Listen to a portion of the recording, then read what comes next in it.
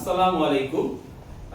আমরা আজকে কথা বলতে আসছি আমাদের নেচার টুডে পডকাস্টে বিশ্ব থ্যালাসেমিয়া দিবস নিয়ে। আজকে আমাদের মধ্যে উপস্থিত আছেন doctor Tahsina Shamim Tasu, gynaecologist, RMB hospital, Rajshahi. আমাদের মধ্যে উপস্থিত আছেন রোটারিয়ান ডক্টর হিমায়তুল ইসলাম আরিফ, কো-কোঅর্ডিনেটর রিপসা পাবলিক ইমেজ। আমি প্রথমে চলে যাচ্ছি ডক্টর তাহসিনা শামীম তাসু ম্যামের কাছে। ম্যাম, থ্যালাসেমিয়াটা আসলে কি জন্য হচ্ছে, মানে মানুষের সমস্যাটা কি এবং কি কারণে ইয়া করতেছে, আপনি একটা অ্যাড্রেসিং করবেন আর কি এই বিষয়টা নিয়ে। ধন্যবাদ। আসসালামু আলাইকুম। আসলে থ্যালাসেমিয়া একটা বংশগত জিনের ত্রুটির কারণে রোগটা হয়ে থাকে। আমরা জানি আমাদের শরীরে যে হিমোগ্লোবিন আছে, যেটা অক্সিজেন পরিবহন করে, সেই অক্সিজেন পরিবহনকারী হিমোগ্লোবিন কণার ত্রুটিপূর্ণ উৎপাদন, মানে এটা প্রোডাকশনে একটা ডিফেক্ট হয়, মানে ডিফেক্টিভ জায়গাগুলো হচ্ছে। আর যার জন্য যে পরিমাণ অক্সিজেন পরিবহন করার কথা সেটা করতে পারছে না বলেই এখানে, মানে বেসিক্যালি যে অক্সিজেনটা ঠিকঠাক ভাবে অ্যাডজাস্ট করতে পারছে না, সমস্যাগুলো হচ্ছে, নিতে পারছে না, যার জন্য অ্যানিমিয়া নামে একটা রোগের। আমাদের মধ্যে হচ্ছে যেমন রোটারি ইন্টারন্যাশনালের একজন খুব ভালো লিডার আছেন, রোটারিয়ান হিমায়তুল ইসলাম আরিফ স্যার। স্যার, আপনি কি মনে করেন সামাজিক ব্যক্তিত্ব হিসেবে এই বিষয়গুলো কিভাবে সলভেন্টের দিকে নিয়ে যাওয়া যেতে পারে? ধন্যবাদ। আজকে যারা এই নেচার টুডে ব্রডকাস্টে দেখছেন সকলকে শুভেচ্ছা। বিশেষ করে বিশ্ব থ্যালাসেমিয়া দিবস 2026 এই বছরের প্রতিপাদ্য বিষয় hidden no more, unseen the diagnosed and supporting the unseen. মূলত এইবারের যে ডাকটা দিয়েছে, কলটা দিয়েছে, এটার মধ্যে কিন্তু আমাদের এই সামাজিক সংগঠন বলি, ব্যক্তি হিসাবে বলি, সকলের কিন্তু কাজ করার সুযোগ এবং এটাকে ওভারকাম করার একটা ডাক দিয়ে দিয়েছে। আসলে আমরা যদি এই রোগটা থ্যালাসেমিয়া আমরা যদি আগেই আমরা যদি শনাক্ত করে এইটাকে যদি প্রপার অ্যাড্রেস করতে পারি, আমরা ব্যবস্থা অ্যাড্রেস বলতে কি, যে এই রোগটা আমাদের বিশিষ্ট আমাদের যে ডাক্তার ম্যাডাম আছেন বলেছেন যে প্রতিরোধ করে যে একটা হিমোগ্লোবিনের ডিফেক্টিভ একটা গঠন, বিশেষ গঠন, বা এটা জেনেটিক্যালি বাবা মা থেকে শিশুতে ট্রান্সফার হয়, এবং এইটা বাহক যিনি থাকেন, বাবা অথবা মা, যে কোনো একজন যদি বাহক থাকেন অথবা এই রোগের আক্রান্ত হয়ে থাকেন, তাদের মাধ্যমে তার বংশ পরস্পরায় তাদের প্রজাতিতে আসে, মানে তাদের ছেলে মেয়েতে আসে। এখন যদি এই জায়গাতে আমরা একটা ইন্টারাকশন করতে পারি, কোন জায়গায়, এই যে বাবা মা এদের মধ্যে যদি যিনি ডায়াগনোজ করে ফেলেছি, যিনি এই রোগে আক্রান্ত বা এই রোগের বাহক, তাকে যদি নন বাহকের সাথে আমরা বিবাহ দিতে পারি, তাহলেই কিন্তু এটাকে প্রতিরোধযোগ্য, মানে এটা প্রতিরোধ করা সম্ভব হবে। আমরা একটা পরিসংখ্যান দেখছি যে হচ্ছে বাংলাদেশে 1.7 কোটি মানুষ বর্তমানে কোনো না কোনো থ্যালাসেমিয়াতে আক্রান্ত, আর গড়ে প্রত্যেক বছর 15 থেকে কত হাজার জন শিশু হচ্ছে তারা আপনার থ্যালাসেমিয়াতে আক্রান্ত হচ্ছে, তারা ঠিক জানতে পারছে না। তো এই বিষয়গুলো কেমন ভাবে দেখছেন, যে কিভাবে, আমি হচ্ছে প্রথমে ম্যামের কাছে আমি জিনিসটা জানতে চাচ্ছি যে এটা কিভাবে মানে হচ্ছে আর কি সমস্যাগুলো। আচ্ছা, এটা যেমন আমাদের দেশে এখনো কিন্তু আমরা যেটা বলছি, প্রতিরোধ করতে গেলে আগে আমরা যদি স্ক্রিনিং করি, যদি আগে ব্লাড টেস্ট করে দেখি যে বাবা বা মা যারা বিয়ে করতে যাচ্ছে কাপলদের মধ্যে, যে তাদের মধ্যে কারো যদি এই ডিফেক্টটা থাকে, তাহলে যদি আমরা সে জায়গায় যদি দুজনাই এখানে দেখা যায় যে যদি ক্যারিয়ার হয়, বহন করে, তাহলে কিন্তু একটা বাচ্চা ডিফেক্টিভ সরাসরি থ্যালাসেমিয়া হবে। আর যদি দেখা যাচ্ছে একজন বাহক আরেকজন ভালো, তাহলে কিন্তু এখানে পার্সেন্টেজ কমে যাচ্ছে, রোগী কেউ হচ্ছে না, কিন্তু দেখা যাচ্ছে যে সে পরবর্তীতে তার প্রজন্ম বহনকারী হচ্ছে। আমরা যদি এটা দেখে দিতে পারি, তাহলে আর যাই হোক বহনকারী হলেও থ্যালাসেমিয়া রোগী হবে না, যে প্রজন্মটা আসছে। তো এই জায়গাটাই আমরা যদি প্রতিরোধ করতে পারি, এটা যদিও খুব কঠিন কাজ, কারণ কাকে কখন কার পছন্দ হয়ে যায় আমরা তো জানি না, কিন্তু যদি স্ক্রিনিং করতে বলেন তখন কিন্তু সে বলবে যে পছন্দের ব্যাপার, তখন কি আর তার সঙ্গীর এই টেস্ট করে কি তাকে নেগেটিভ করবে? এই জায়গাটাই কিন্তু দেখা যাচ্ছে যে তখন আর তারা করতে চায় না। কিন্তু এটা করতে পারলে কিন্তু আমরা আরেকটা জিনিস দেখি, ওয়ার্ল্ড ব্যাপী হচ্ছে রোটারি ইন্টারন্যাশনাল থ্যালাসেমিয়া বিভিন্ন উদ্যোগ নিচ্ছে। কিন্তু একটা জিনিস যেরকম হচ্ছে বিভিন্ন সময় আমরা সবাই দেখতে পাই যে অনেকে ব্লাডের জন্য খুবই মানে অসহায়ভাবে ভোগান্তির শিকার হয়। তো আপনি কি মনে করতেছেন যে এই ভোগান্তিগুলো কেন? এটা যথেষ্ট, যদিও আমরা রোটারি মেম্বার, আমরা সারা ওয়ার্ল্ড ব্যাপী থ্যালাসেমিয়া নিয়ে রোটারি প্রথম কাজ করছে, এটা মানে এটাকে নির্মূল করার জন্য হিসেবে কাজ করে যাচ্ছে, সচেতনতার জন্য। জি। এবং এই যে কিছু কিছু ব্লাড ট্রান্সফিউশনের জন্য তার ডে কেয়ার সেন্টার বলে, যেখানে ট্রান্সফিউশন করা যায়, তার মানে ট্রান্সফারেশন আয়রনটাকে আলাদা করে, এটা তো সরাসরি দেওয়া যায় না, যার জন্য ওইটাও একটু সেপারেটেড কাজটা করছে কিছু কিছু জায়গায়।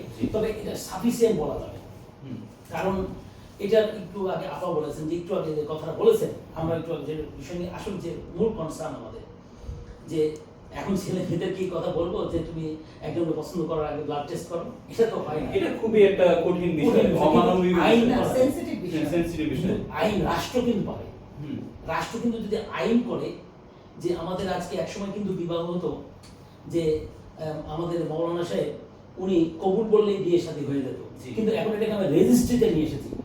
এটা যেহেতু সম্ভব হয়েছে, ওইখানে যদি একটা ক্লজ যোগ করা যায় যে বিয়ে করতে গেলে কাজী সাহেব পড়াবেন না, এই রিপোর্ট না পেলে, বা তার ম্যান্ডেটরি তার ইটা থাকতে হবে, স্ক্রিনিংটা থাকতে হবে, মানে স্ক্রিনিং এর রিপোর্টটা না থাকলে সে বিয়ে করাতে পারবে না। আচ্ছা, আরেকটা জিনিস ম্যাম, যে হচ্ছে আমরা যেটা জানি হচ্ছে থ্যালাসেমিয়া দুইটাই আছে, মেজর আর মাইনর।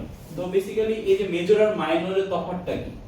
মেজর আর মাইনর হচ্ছে, মাইনর মানে এখানে জিনের যে ত্রুটিগুলো আছে, সেখানে যখন জিনের ত্রুটিগুলো কম থাকে, যেটাতে রোগ প্রকাশ পায় না, সেটাকে মাইনর বলা হয়। আর যখন সেই ত্রুটিটা পূর্ণমাত্রায় হয়ে যায়, যেমন যদি একটা ক্রোমোজোম, দুটো, তিনটা, চারটা এরকম, তখন যত এটা বেশি এফেক্টেড হবে ক্রোমোজোম, তত বেশি মারাত্মক হবে এবং এটা তখন রোগ প্রকাশ করবে। যদি বাবা মা দুজনেই বাহক হন, তাহলে তার সন্তান কিন্তু এটা আক্রান্ত হতে পারে, তখন সে মাইনরে চলে যাবে। অথচ দেখা গেল বাবা মেজর মাইনর, বাবা মা মাইনর, কিন্তু সম্মিলিতভাবে একটা সন্তান হলো মেজর। এটাকে বলা হয় যে যখন সব জিনগুলো আক্রান্ত হয়ে যায়, যে দুই পেয়ার জিন আসে বাবার কাছ থেকে মার কাছ থেকে, আমার শরীরে যদি দুটো জিনই আক্রান্ত থাকে, তখন আমি হয়ে যাবো মেজর, আর একটা জিন আক্রান্ত থাকে হয়ে যাবে মাইনর। বুঝতে পারছি, মানে হচ্ছে আমার একটা জিন যদি আক্রান্ত হয়, সেক্ষেত্রে আমি মাইনরে চলে যাব। মানে একটা জিনিস দিন দেখতে পাচ্ছি স্যার, আপনারা মনে দেখতে পান, যে বিষয়টা হচ্ছে মানে একটা বাচ্চা যত বয়স বাড়ে তার তত হচ্ছে ব্লাডের চাহিদাটা বাড়তে থাকে, মানে তার কি হচ্ছে যে রক্ত তৈরির যে ক্ষমতাটা সেটা দিন দিন কি হ্রাস পেতে থাকে। মানে রক্ত তৈরি বলতে কি, এটা তো আসলে রক্ত তৈরির মানে ডিফেক্ট, হিমোগ্লোবিন, মানে অক্সিজেন ক্যারি করতে পারছে না। কোনো সময় যে যেমন আমি এই দিবস সম্পর্কে একটা আমার লেখাও লিখেছি, একটা শিশুর ঘটনা।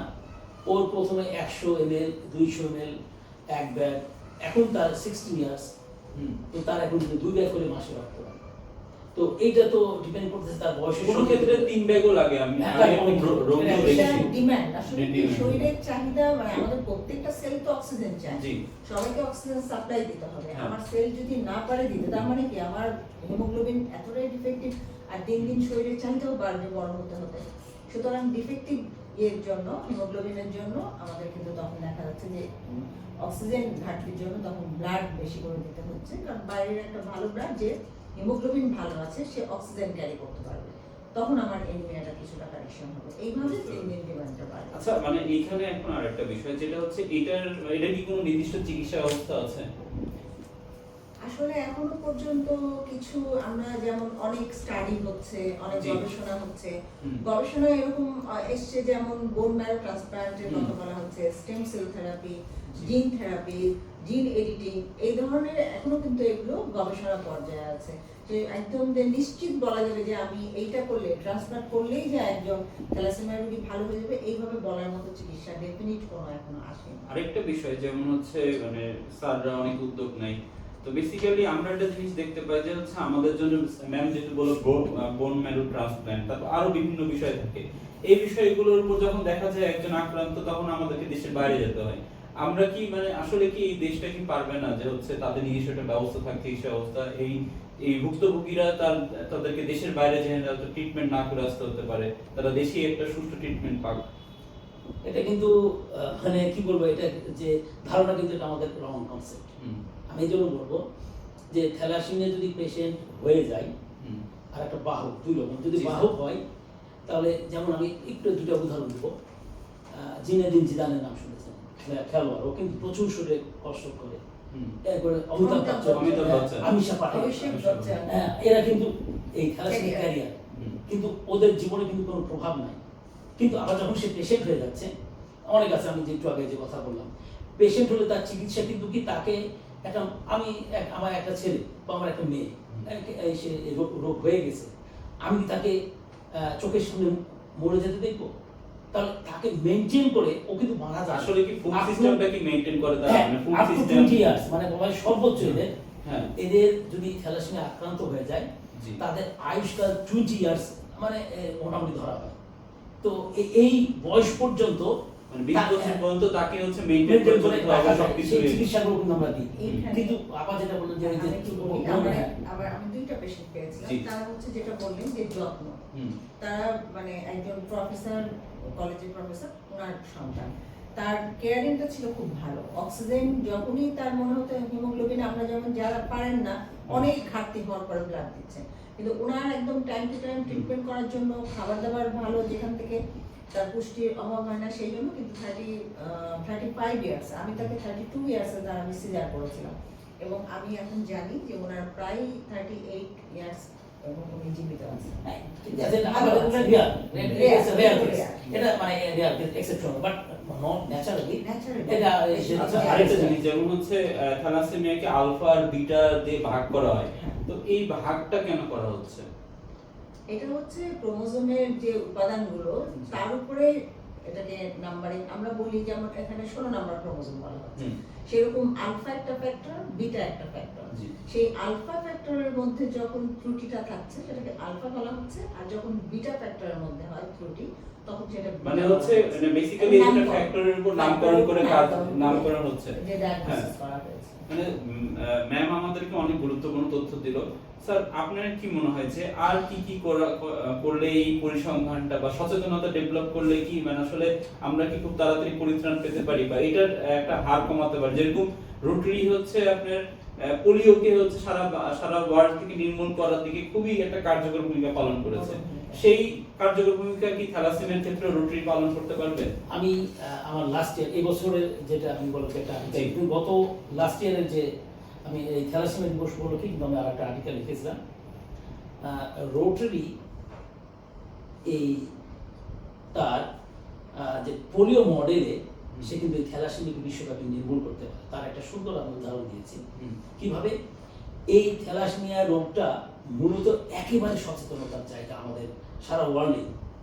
সচেতন করলে সেটা মানে কি, আমি যখন বুঝতে পারছি যে ইনি আমার ক্যারিয়ার, তাহলে এই ক্যারিয়ারকে যদি আমি নন ক্যারিয়ারের সঙ্গে যদি আমি মিলন দিতে পারি, তাহলে আস্তে আস্তে পার্সেন্টেজ কমে গিয়ে একসময় মিল হয়ে যাবে।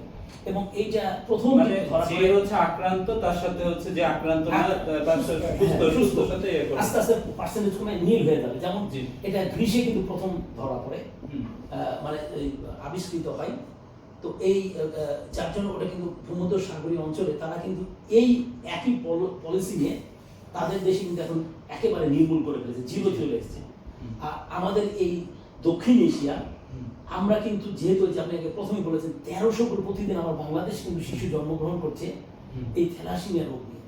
তাহলে এই এত পরিমাণ আমার প্রতি বছর যখন যুগ এরা কিন্তু এফেক্টেড, নট এরা ক্যারিয়ার তো অনেক বেশি। তাহলে এত পরিমাণ পেশেন্টকে আমি হ্যান্ডেল করার মতো কিন্তু আমার আস্তে আস্তে যদি এটাকে আমরা এখন ইন্টারাকশন করতে পারি, আরেকটা বিষয় যে দেখা যাচ্ছে ম্যাক্সিমাম ব্লাডের চাহিদা কিন্তু থ্যালাসেমিয়াতেই যাচ্ছে, কিন্তু এখন যদি আমরা ইন্টারাকশন করতে না পারি তাহলে কিন্তু এটা হয়তো 2050 সালের মধ্যে এইটা আমাদের দেশে এই করোনার মতো একটা হ্যাবক তৈরি করে দিবে। মানে কোভিড এর মতো একটা মহামারী ধারণ করবে, কিন্তু এটা বড় একটা সিম্পটমে চলে যাবে। মহামারীকে প্রতিরোধ করতে গেলে রোটারি ইন্টারন্যাশনালের যারা মেম্বার আছে তারাই কিন্তু পারে। এখনই এই ব্যাপী সারা বিশ্বব্যাপী, যেহেতু এটা ইন্টারন্যাশনাল একটা অর্গানাইজেশন, বিশ্বব্যাপী তারা এই দায়িত্ব নিতে পারে, মানুষকে সচেতন করে, তাদের পরীক্ষা নিরীক্ষা করে, তাদেরকে আলাদা আলাদা করে, এবং গভর্নমেন্টের কাছে তারা কিন্তু একটা প্রেশার ক্রিয়েট করতে পারে যে আপনারা এই আইনটা করেন।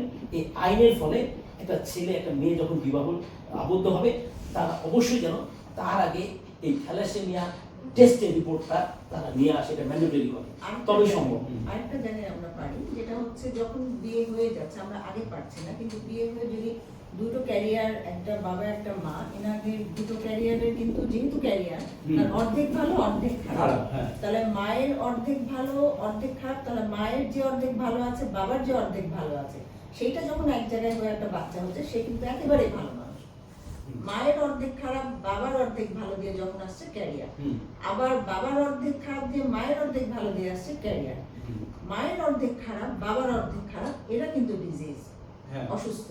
এখন আমরা যদি একটা মা যখন গর্ভবতী হচ্ছেন, আমরা যদি তাদেরকে কিছু টেস্ট করতে পারি, যেমন আমাদের অ্যামনিওসেন্টেসিস আছে, তারপর হচ্ছে প্লাসেন্টা থেকে আমরা টিস্যু নিয়ে, পেটে বাচ্চা থাকা অবস্থায় বাচ্চা থেকে আমরা ব্লাড নিয়ে টেস্ট করে যদি দেখি যে সে মেজর, সে ডিজিজ হবে, তাহলে আমরা সেটাকে টার্মিনেট করে ফেলি। তাকে পৃথিবীটা খুব খারাপ লাগে শুনতে, তবুও আমরা একটা চাই না তো যে অসুস্থ এইভাবে আসুক, তার আমরা তাদেরকে টার্মিনেট করি। আর যে বাচ্চাটা দেখা যাচ্ছে ক্যারিয়ার হচ্ছে অথবা ভালো হচ্ছে, আমরা শুধু সেই বাচ্চাগুলোকে ডেলিভারি পর্যন্ত টার্ম পর্যন্ত নিয়ে যেতে চাচ্ছি। এইভাবে স্ক্রিনিং করে কিন্তু আমরা কিছুটা, যেহেতু ওইটা খুবই কঠিন যে ছেলে মেয়ে পছন্দ হয়েছে, আমরা এখন শুধুমাত্র টেস্ট করে বাদ দিয়ে দিব, বিয়ে ভেঙে দিব, তার চাইতে বিয়ের পরে এই স্ক্রিনিং গুলো বাচ্চা নেওয়ার ক্ষেত্রে যদি আমরা করতে পারি, আমরা সেখান থেকে কিন্তু থ্যালাসেমিয়া কমাতে পারি। মানে এইটাও একটা হচ্ছে ব্যবস্থা হিসেবে কাজ করতে পারে। মানে বেসিক্যালি আমরা এখানে যে বিষয়গুলো, যেমন হচ্ছে একটি সামাজিক সংগঠন ইন্টারন্যাশনাল কিভাবে কাজ করতে পারে, তারপর হচ্ছে ডক্টরসরা কিভাবে কাজ করতে পারে, আমরা কিন্তু পুরোপুরি একটা বিষয়ের উপর ভিত্তি করেই কিন্তু হচ্ছে বিষয়টা হচ্ছে সবার সামনে তুলে ধরলাম। আর বেসিক্যালি যে হচ্ছে আমি আরেকটু যে বিষয়টা মানে এখানে আমরা দেখতে পাচ্ছি, সেটা হচ্ছে থ্যালাসেমিয়া হয়তো বা একটা মহামারী, আবার মহামারীও না, যদি আমরা সচেতন হই, ঠিকঠাকভাবে মানুষের মধ্যে সেই অ্যাওয়ারনেসটা ক্যারি করতে পারি, তো সেই জায়গাতে কাজ করতে পারবো। তো আমি যে এতক্ষণ আমরা করলাম, যে একটা জিনিস, যে আপনাদের কাছে কি সামার আপটা কি মনে হচ্ছে যে আমাদের এই আলোচনার বা আমাদের পরবর্তী যারা শুনবে তারা কি সামার আপ পাবে আমাদের এখানে? আগামীকাল তো আমাদের বিশ্ব থ্যালাসেমিয়া দিবস, আর 2026, এটা থেকে আমরা যে সামারিটা করা যেতে পারে যে থ্যালাসেমিয়া যেহেতু একটা জন্মগত রোগ এবং বাবার আর মার একত্রে হওয়ার পর থেকে এটা যেহেতু সূত্রপাত, সুতরাং আমরা যদি এটা অবশ্যই প্রতিরোধ করা যাবে, প্রতিরোধ করা তো সম্ভব, আমাদের সচেতনতা, এটাকে এরকম রোটারির মতো সংগঠনগুলো এগিয়ে আসবে যারা অনেক বড় বড় কাজ করেছেন, এবং সরকারকে এর সাথে যদি এগিয়ে আসেন থ্যালাসেমিয়া প্রতিরোধের জন্য। উনি যেটা বললেন যে যেমন বিয়ে পড়ানোর ক্ষেত্রে যদি ওইরকম একটা সার্টিফিকেট টেস্ট ছাড়া বিয়ে পড়ানো হবে না, এটা সরকার পায়, কারণ এই ডাক্তাররা পারি কাউন্সিলিং করে টেস্টগুলো করে সেখান থেকে প্রিভেন্ট করবে। স্যার আপনার কি মনে হয় যে প্রপার অ্যাডভোকেসি কি সমাধান এখানে? অবশ্যই, এটা আমার কাছে যেটা মনে হয়, আমি যদি একবারে বলি যে এই থ্যালাসেমিয়াকে আমরা প্রতিরোধ যদি করতে চাই, অবশ্যই সচেতনতা এবং টেস্ট, মানে দুটোই একসাথে ক্যারি করতে হবে। এই দুটো করলে পরে আমরা বিশ্বব্যাপী এবং বাংলাদেশকে, এমনকি বিশ্বকে আমরা থ্যালাসেমিয়া মুক্ত করতে পারি। এবং রোটারি ইন্টারন্যাশনাল এই ধরনের যে সকল স্টেক হোল্ডারদেরকে এখানে অ্যাড করতে হবে, তাহলে আমার মনে হয় যে আমরা এটাকে নির্মূল করতে সক্ষম। সবাইকে এগিয়ে আসতে হবে। আচ্ছা, ধন্যবাদ। আজকে আমাদের সাথে ছিল doctor Tahsina Shamim Tasu, gynaecologist, RMB hospital Rajshahi. আমাদের সাথে ছিলেন রোটারিয়ান হিমায়তুল ইসলাম আরিফ, কো-কোঅর্ডিনেটর রিফসা পাবলিক ইমেজ চেয়ার। আমরা তাদেরকে ধন্যবাদ জানাচ্ছি আজকে আমাদের সাথে উপস্থিত থাকার জন্য। আমরা সকলকে অনুরোধ করব, আসুন আমরা একই দিকে যে থ্যালাসেমিয়ার বিরুদ্ধে যুদ্ধ ঘোষণা করি, যে আমরা যে করে হোক এটাকে একটি ন্যূনতম জায়গায় নিয়ে আসবো, যেটা মানুষের সহনশীল পর্যায়ে যায়। ধন্যবাদ সকলকে আজকে আমাদের সাথে থাকার জন্য। আসসালামু আলাইকুম। ধন্যবাদ যারা দেখছেন।